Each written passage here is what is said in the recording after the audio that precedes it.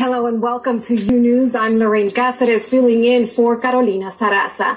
We begin with the presidency in peril. Today, more testimonies in the impeachment inquiry. George Kent, a top official for Eurasia, appears before Congress, while on Monday, lawmakers heard bombshell statements from Fiona Hill, a former Russia advisor for President Trump, explaining her deep concerns for Rudy Giuliani's relationship with Ukraine and eventually resigning her position. Here's a look at the very latest. Fiona Hill, George Kent was subpoenaed even though he was willing to testify. Tomorrow, House Republicans plan to have a meeting to discuss what their strategy will be along with messaging in regards to impeachment.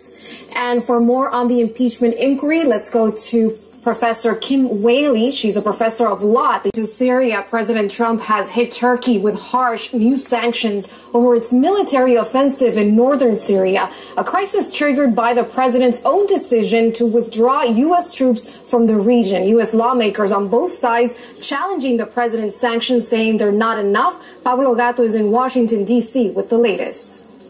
Zuckerberg is defending meetings he reportedly had with conservative leaders after #DeleteFacebook began trending on social media.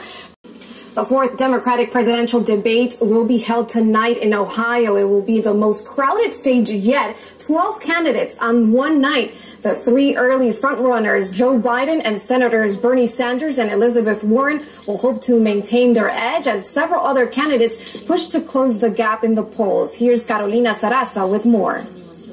For tonight's debate, a state once considered a presidential bellwether is increasingly leaning red. Rafael Rodriguez takes a look at the battleground for Ohio.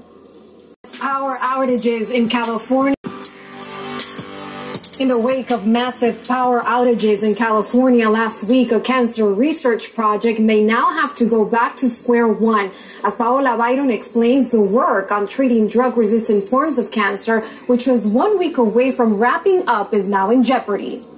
Vape stores in Oregon are planning to close their doors for good on Tuesday. That's because to New York, where employees at a large nail salon chain took to the streets in Harlem to demand better working conditions. Issues like fair pay and exposure to toxic chemicals are at the top of their list for this group, largely made up of immigrant workers. As Fabiola Galindo reports, they want the state to do more.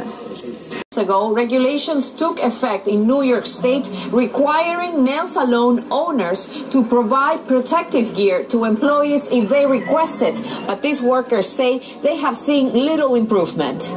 Now turning to immigration, advocates sprung into action after U.S. Border Patrol agents detained an undocumented woman at a South Florida hospital right after she was released from receiving emergency treatment. Gianni Aponte has more on what led up to that detention.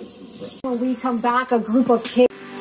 4 children in Massachusetts are okay after being struck by a hit-and-run driver. The driver was caught on camera plowing into them in a driveway. A word of caution, some viewers may find video of that crash disturbing to watch. Grecia Lastra has the details.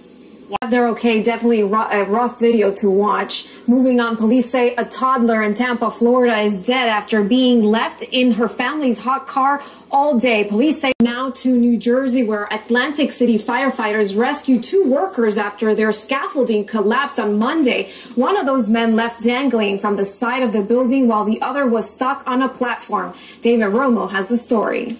After the break, a gruesome attack leaves nearly a dozen police to the Venezuelan border. One region in Colombia has long been referred to as a lawless place. Catatumbo, for decades, has been caught in the middle of conflict between guerrilla groups and government forces. But after a fragile peace deal in 2016 changed little in the region, some say there may be finally hope. Jorge Hernandez has the story. Up next, why are rates of STIs? And not every dog can be a lifesaver like Lassie, but according to new researchers, owning a dog can reduce the chances of dying early. Miriti Murungi gives us more insight into our canine companions. When we come back, Fortnite returns. And it's one of the most widely played video games in the world. But Fortnite players were plunged into darkness for a day and a half, and diehard players rushed to social media to share their theories for the blackout and to beg for the game's return. Miriam Arias has the story.